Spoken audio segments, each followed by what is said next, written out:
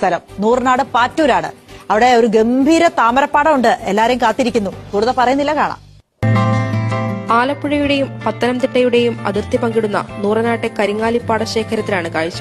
പള്ളിമുഖം മഹാഭദ്രകാളി ദേവീക്ഷേത്രത്തിന്റെ നടയ്ക്ക് മുന്നിൽ പൂജാവശിഷ്ടങ്ങൾ പെട്ടതാണ് ഈ താമരയുടെ അവശിഷ്ടങ്ങൾ.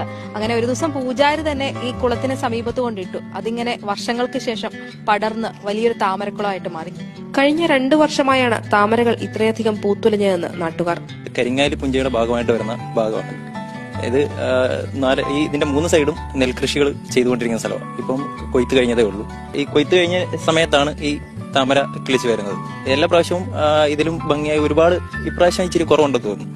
ഇതിലും വളരെ നല്ല രീതിയിൽ പൂക്കളുണ്ടായി നിൽക്കുന്ന സ്ഥലം. നൂറുകണക്കിന് ആളുകളാണ് അവധിയുള്ള ദിവസങ്ങളിലും പിന്നെ ഈ ക്ഷേത്രവുമായി ബന്ധപ്പെട്ട് ഇത്തരത്തിൽ വരുന്ന ആളുകളാണ് ഇത് റീൽസുകളിലൂടെയും മറ്റും ജനങ്ങളിൽ എത്തിച്ചത്.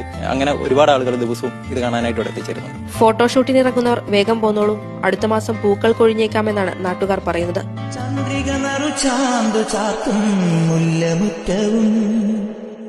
രാമനാമഗീതം കേൾക്കും സാന്ധ്യദീപവും തുഴുകൈ കിണ്ടിയാലി കഴുകും കാൽത്തണുപ്പും കിളിയായി പാട്ടുപാടും കവിതൻ ഈണവായ്പും നൽകഥകളിൽ മയങ്ങി കവിതയിൽ ഉണർന്ന കനവുകൾ വിടർന്ന ചിറകുകളായി വിൺമുകിലുകൾ തൊടും എന്നിടറിയ മനം